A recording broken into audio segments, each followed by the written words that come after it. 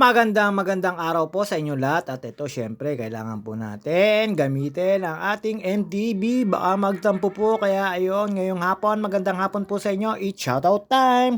Shoutout nga pala kay Roy Martinez na pinasa-shoutout si John at kay Master Coach Ado Conrad Daniega at kay Mark Christian Nolan, shoutout sa iyo Mark, at kay Roelito Supilio, si Tolit, shoutout sa inyo dyan sa Candelaria, Quezon, at sa family mo, shoutout sa iyo. At syempre kay sa aking kaibigan na si excuse me po, Lunok JT Cerillo Ilo Hernandez, shoutout sa family mo. At ito syempre alam nyo naman, kailangan natin pumadyak, gwapo ng ating katutudan, baka po hindi na natin kayanin pumanik dito. At syempre shoutout kay Rap Argente, shoutout sa iyo dito sa all lugar mo, nandito ako. Papanik po tayo ng Picard sa mga gusto pong pumunta rito, wala naman pong problema rito, pwede ko kayo mag-walking sa loob ng UP. At yun nga po, papanik po tayo nito. Medyo kinakalawang po mga katuhudan natin at lumalagotok naman po yung ating kabaikan, kaya kailangan po natin pumadya. Kayo, naisipan ko po nga ngayong hapon. At marami po ako nadaanan dito na mag-walking, tapos may mga estudyante po pagdating sa UP. At ito nga po, kaya rin po ako pumunta rito kasi umuulan. Kala ko may yung hidden falls ay magpapakita na. Uy, sana all. Pero wala pa, konting ulan pa. Dito po may hidden falls na pinapaliguan ako.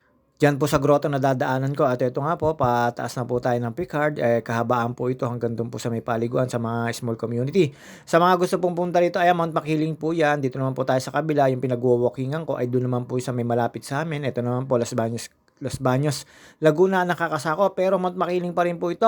Mahaba-haba po itong paniki na to, pero syempre dito sulit na sulit po talaga. At sa mga kabike ko, sa mga nakakasamang pagbike, shoutout sa inyo, at sa mga nakakasamang pag-walking, shoutout sa inyo.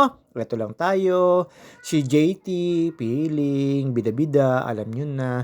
At dito po malayo po tayo sa mga kamarites ko kasi hindi ko po nakikita talaga yung mga kamarites ko. Sad ako, wala ako may kukwento, pero eto na nga. Yung palang kapitbahay ko ay secret, alam nyo na. At yun nga po, Gcash is the key. At ito po, papanig po tayo dito. Ito po yung tinatawag na magnetic hills, pero papanig po talaga siya. Hindi ko po alam kung bakit naging magnetic hills to, pero bago na po yung kalsada rito. Dati po ay ispaltado to, ngayon kagagawa lang po nito. At ayan, nakita nyo naman po, panay ang padyak natin, mabagal kasi papanig po ito. Medyo masakit po sa tuhod pagka nandito na kayo. Pero meron pa rin pong ahon dito, may dalawang siko. Ayan, pagkatapos po ng basurahan kung tawagin dito, or tapunan po or ipunan ng mga alam nyo na, garbage dito sa Los Baños. At napakaganda naman po rito, hindi nyo po maamoy ang galing po ng chemical nila. At pagpanig po, ayan, nakita nyo naman po, malapit na tayo sa papuntang grotto. At yun nga po, nadaanan po natin yung grotto rito. BSP, Boy Scout of the Philippines to, Jamboree. At depende lang po sa inyo kung paano nyo pupuntahan.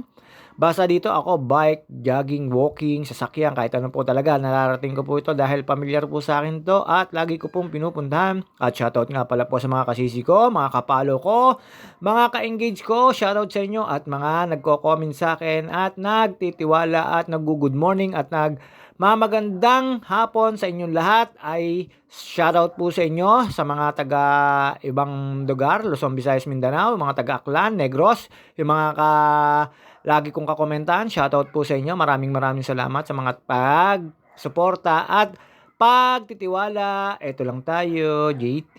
Ayun nga po, ito.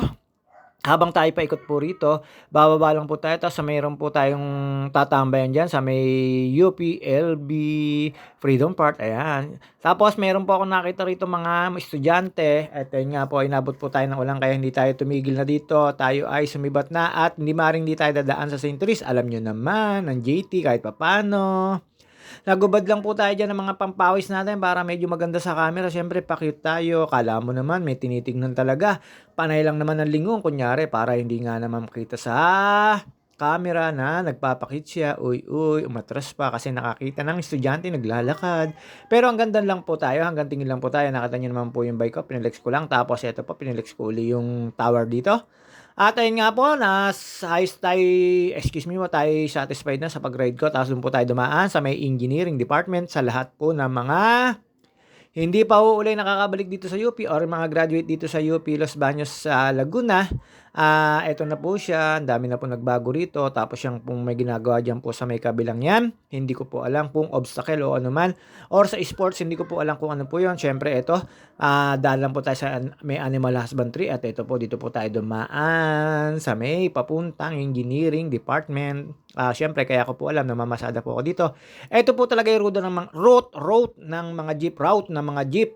Pagka po bibiyahe po kayo dito kanang kaliwa, o ayan, tapos daan po kayo diyan sa tulay-tulay na 'yan, at siyempre pagdating po do'n sa kanto kanan lang po kayo, tapos sa may kanto ulit kaliwa at palabas na po ng UP College 'yun. At ito siyempre medyo makihabaan. Meron po dito mga event minsan, 'yan yung may puti na 'yan sa kaliwa na 'yan, at siyempre hindi na po magtatagal ang ating video.